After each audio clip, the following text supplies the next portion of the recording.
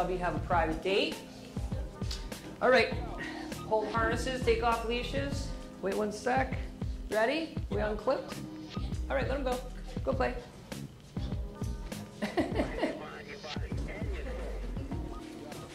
So we don't have a weight differential with Cubby, right? But we have a weight differential going the other way. So what we want to watch out for is things like that. That's why Danielle's close, right? Yeah, work that hind quarter. Wait, wait, wait, wait, wait. Okay. Well, I need to teach them. You can go crazy, but I also want to make sure you guys know that you got to calm down. It's okay. Let it go. Let it go. Right? And we got verbals from last week. Right? He's sliding right in. Right? And they both have a nice down stay. And the other thing I noticed with Cubby is Cubby has got a lot less stress off leash. Right? So we just got to keep our eye on that right there. Right? Another step. Right? And I can move with him. Right? So I can move with him. So I got to mitigate his weight, not hers. So, and him, see, remember I was saying last night, or was it to Evan or you, don't hold the harness? Because some dogs, they get choked by it, right? It restricts them a little much. But with this, it's okay, right?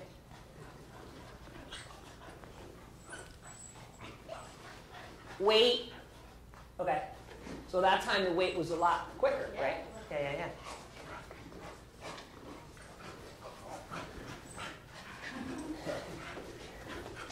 I always say the male dogs, yeah, you didn't know we were going to get that close, huh? Good move, good move.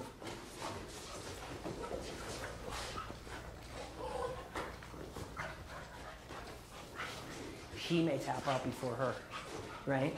Even though she's not really heavy, it's not a strength issue, it's more of like an annoyance issue. Right? But he's hanging in there. Well, if we had 2 others, right? If you have 4, then you see the play kind of spread out a little bit, right? When it's one-on-one, it can be a little bit much for the dogs. Wait. Okay. What a good kid. I don't envy your black clothing or your the fur in your house. Stay close. You need another step. I got it. See how I'm already moving? Right, I'm already taking 2 steps. Right? Watch when they move. See how I'm already there? Right? I'm already moving. So and if I let it go like that, it's because, okay, she's bouncing off him. I'm just reading it quick. But if I let him go, right, and they leave, I'm already moving, right? I'm anticipating the move. I'm already moving with him, right? See him on the side, right? I'm holding him, letting her kind of just rock and roll on him. Wait. Wait. Okay. So they figured out that weight real quick, right? With me. Now the next person who needs to do it, it would be Danielle. And then, if these dogs are going to live in a home or see each other every day, wait.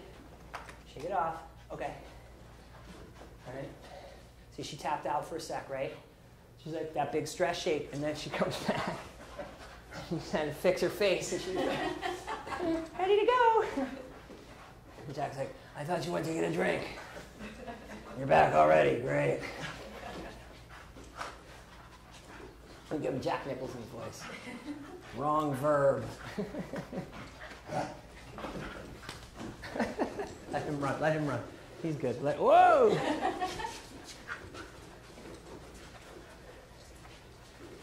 See, I gave Cubby a chance to kind of get her yayas out with him, and now I'm going to let him run because she won't be able to catch him now. And this way here, he can get reinforcement. Yep, good. Stay close. Yeah. That's good. Good. Yep, you got it. I'll pick it up. You let it go. I'll pick it up. I'm good.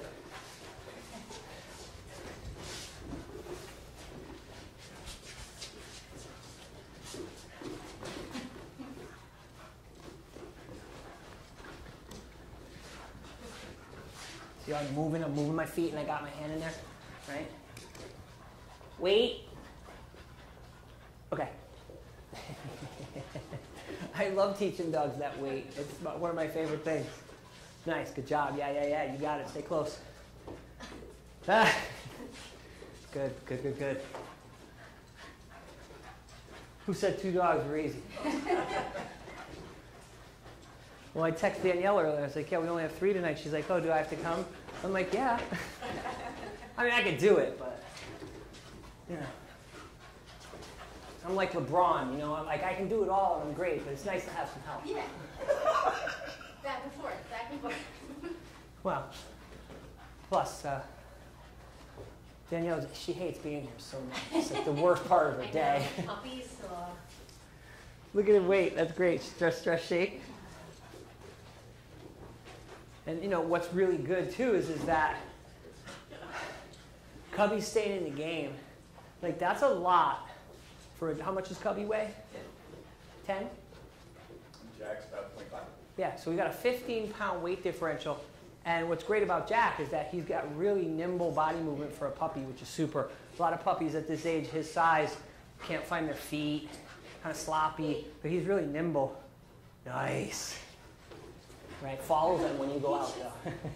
So when you have a dog like this who's super affable and like, just, I mean, you know, Jack will probably be one of those dogs he could play with any dog as long as that dog's social, you know.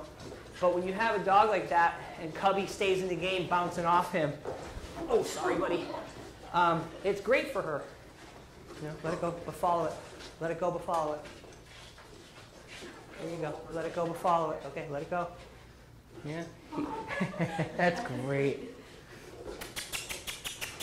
And we got verbals, remember, right? We got 2 dogs who will come out for smoochies or leave-its, right? Dogs, leave it! Whoop, whoop. So once you got that, when you have dogs who don't have any issues with all the rough stuff, they got verbals to disengage. If you live next door to each other and they did this every day, you know, I would say within the inside of 6 months, you could do what I call turn your back play. You go return email. Because you could hear it, you go leave it, boop, boop, boop, boop, boop, and they come over, right? It's like when I work with dogs on a regular basis in play and I shape it and I referee it and everybody's dialed in, I sit over here and watch TV.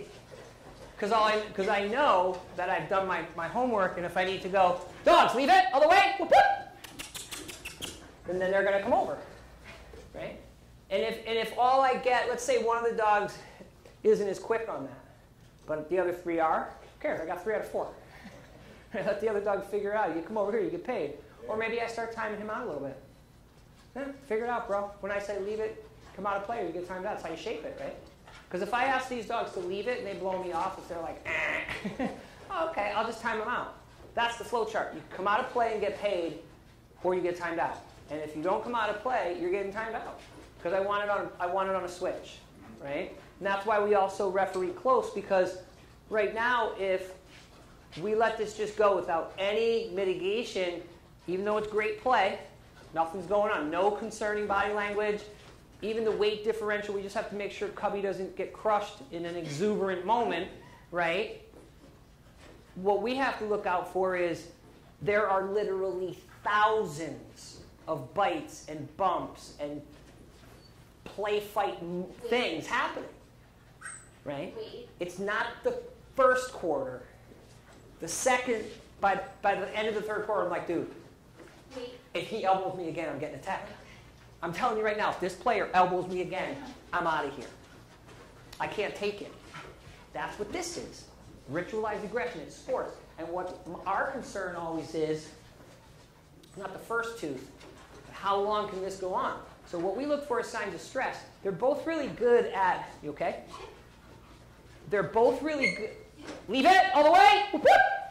They're both really good at mitigating stress because they've both kind of tapped out for a sec and they've done a little stress shake, and that's a good sign.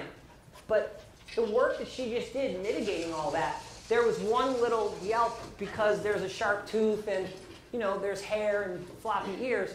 But how many of those yelps were mitigated by Danielle? Probably hundreds, right?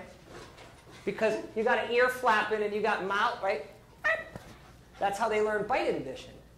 But it can also be how play tips over into a fight, or play tips over into so much stress the dog doesn't want to play anymore. So that's why we do this. You know? We do this, well, I should say we, meaning urban dogs, meaning me, because people don't do this. They don't know how to do it. Leave it all the way.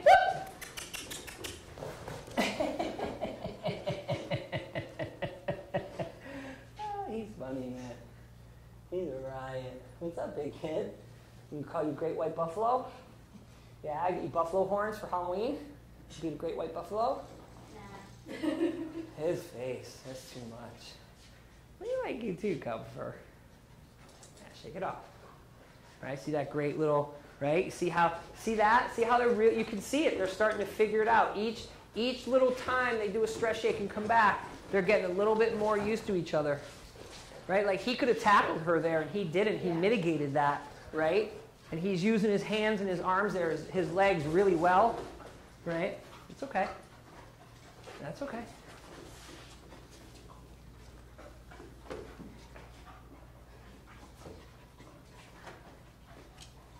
Just do a little gentle guiding there. Right, see how I anticipated that? I stepped to this side and held him back a little. I didn't know she was going to go that way. Right, he self-handicaps, right? But she's little, but she could still step on him, right? She could still, he has sensitive areas. Weight, okay. Well, now the weight's like almost automatic. Easy, big kid. How many dogs is Jack playing with each week?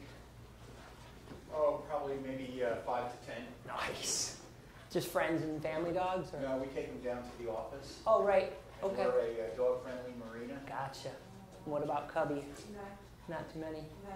Right. That, you know, and then that's something that is really challenging for people, right? Like it's one of the more challenging aspects of having a dog is just finding them friends, appropriate friends. That's what we're doing here. Why we do this is because we're changing the prediction of what these dogs think might happen, right? When Cubby is there and Jack goes bounding towards Cubby and we prevent Cubby from getting crushed, Cubby changes the prediction. If Cubby gets crushed one too many times, Cubby bails, right? If Jack's ears get nipped too much or a tooth hits him in the eye, he might bail or bite her back, right? And then that prediction of how their play is going to go, that's part of his memory. My job is to change that. My job is to get in there and say, nah, that's not how it's going to go. You get a little bit of it. Oh, you'll know what it's like to get tackled. You'll know what it's like to have teeth and all that. But you're safe. You never have to worry. I'm going to teach you play safe. When people just let dogs figure it out, I say that's what dog fighters do. Nice, right? That's what dog fighters do. And really negligent, ignorant people, just let them figure it out. No, sorry, not doing that. Dogs land 25 bites in 4 seconds. Dogs can hold another dog by the throat and kill him in a second or two. It happens. They're animals. Let's not get, you know, the Disney effect. I tell people, don't get lulled into the false sense of security that you have a stuffed animal. Dogs can do damage, and they can do it quick, right? So, I mean, you know, species-wide, they have great bite inhibition, which is why we can have dogs. Little Jack. All right, so this is what I mean by let it go, but just mitigate it, and you were doing it, right? So my hand is here, and I'm just guiding it, making sure she doesn't jump on his stomach, yeah, right? Making sure no teeth get caught, right? She's biting his face a little, but I'm just guiding her and making sure he's feeling good about it. Yes! I marked and paying him. He caught the voices outside, so I marked and paid for that. Good boy. He's a good-looking kid. You're a good-looking dog. Alright. And Cookie, what do you think? You're a big paw, you're a big kid. Are you ready for winter? Yeah, give me a putty. Yeah, you say, come kiss me. Yeah, you good boy. Yeah. This is serious business. This is hard work. Yeah.